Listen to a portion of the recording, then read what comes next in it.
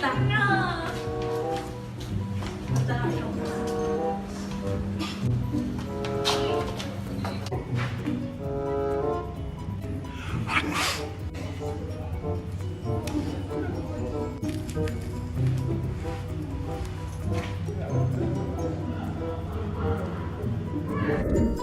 establishing a beginning working relationship with the client through the patient interview, the nurse prepares to perform a physical assessment to collect objective data.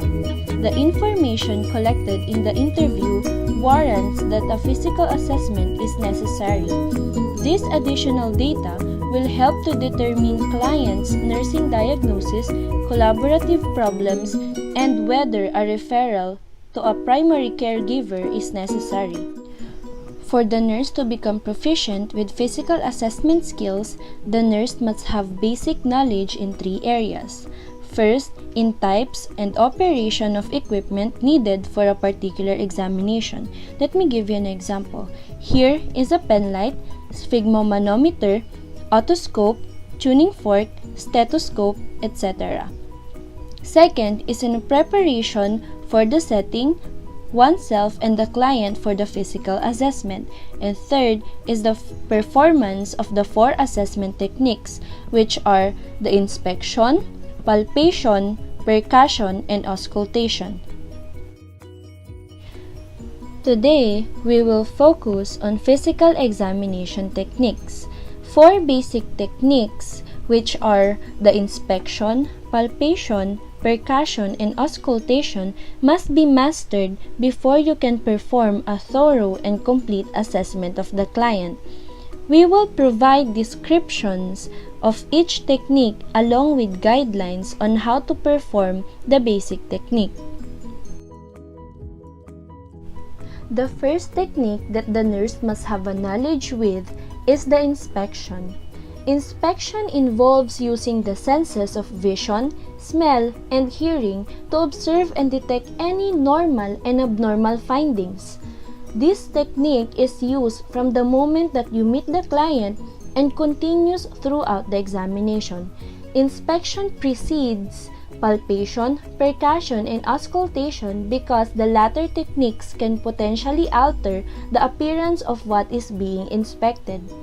Although most of the inspection involves the use of the senses only, a few body systems require the use of special equipment, such as ophthalmoscope for the eye inspection and otoscope for the ear inspection. Good afternoon, may I hear, ma'am? Sir, ang sakit po kasi ng mata ko at so itches. Okay, so we're going to inspect your eyes and your eyelashes.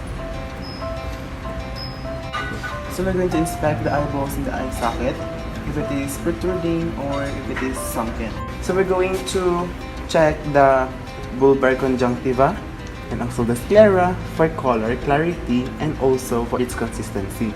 Ma'am, can you look down? Then after that, next is that we're going to inspect the palpebral conjunctiva, also for the color, if it is pinkish or red. Ma'am, can you look up?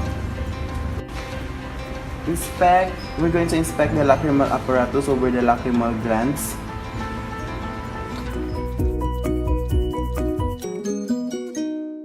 Next to inspection is palpation. Palpation consists of using parts of the hand to touch and feel the following characteristics: texture, temperature, moisture, mobility, consistency, strength of pulses, size, shape, degree of tenderness. We have 3 different parts of the hands used during palpation. First is the finger pads. It is sensitive to fine discrimination such as pulses, texture, size, consistency, shape, and crepitus. Next is the ulnar or palmar surface, which is sensitive to vibrations, thrills, and fremitus. And lastly is the dorsal or back surface of the hand, which is sensitive to temperature.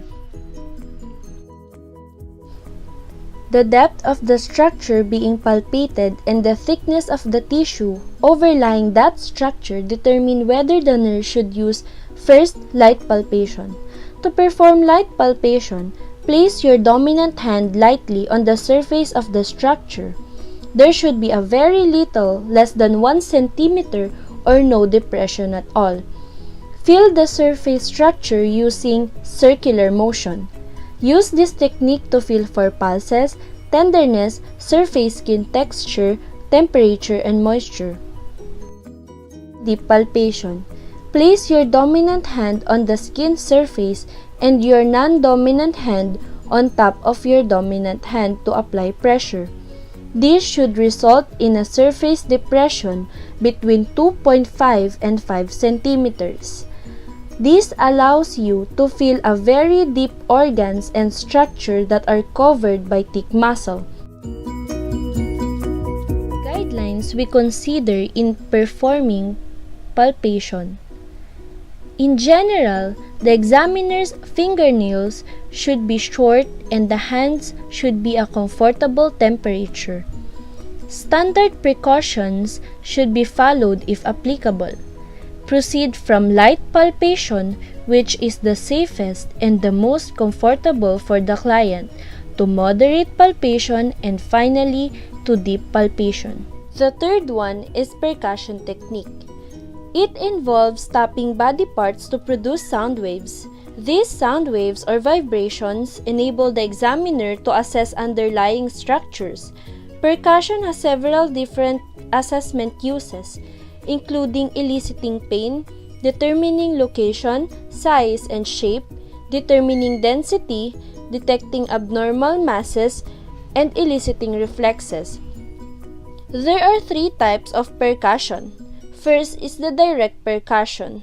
The direct percussion is a direct tapping of a body part with 1 or 2 fingertips to elicit possible tenderness.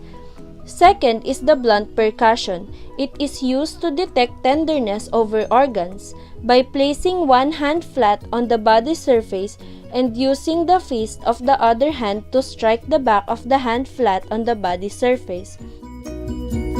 Third is the indirect or mediate percussion. It is the most commonly used method of percussion.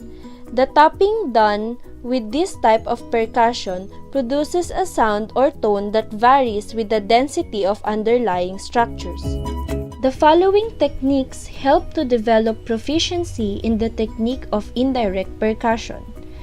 Place the middle finger of your non-dominant hand on the body part you are going to percuss. Keep your other fingers off the body part being percussed because they will damp the tone you elicit. Use the pad of your middle finger of the other hand to strike the middle finger on your non-dominant hand that is placed on the body part. Withdraw your finger immediately to avoid damping the tone. Deliver 2 quick taps and listen carefully to the tone. Use quick, sharp taps by quickly flexing your wrist, not your forearm. Last but not the least is the auscultation. It is a type of assessment technique that requires the use of a stethoscope to listen for heart sounds, movement of the blood through the cardiovascular system, movement of the bowel, and the movement of the air through the respiratory tract. A stethoscope is used because these body sounds are not audible to the human ear. The sounds detected using auscultation are classified according to the intensity, pitch, duration, and quality of sound. Place the earpieces into the outer ear canal.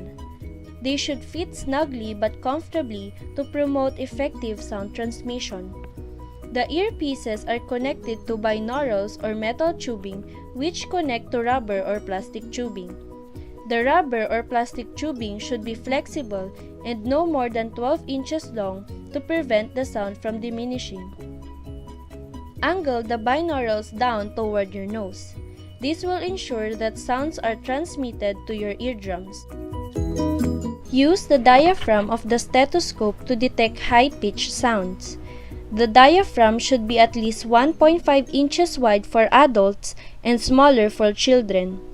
Hold the diaphragm firmly against the body part being auscultated.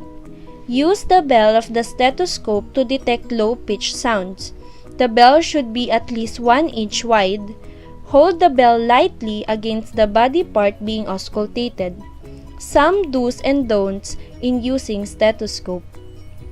Warm the diaphragm or bell of the stethoscope before placing it on the client's skin. Explain what you are listening for and answer any questions the client has. This will help to alleviate anxiety.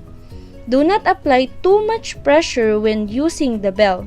Too much pressure will cause the bell to work like the diaphragm. Avoid listening through clothing, which may obscure or alter sounds.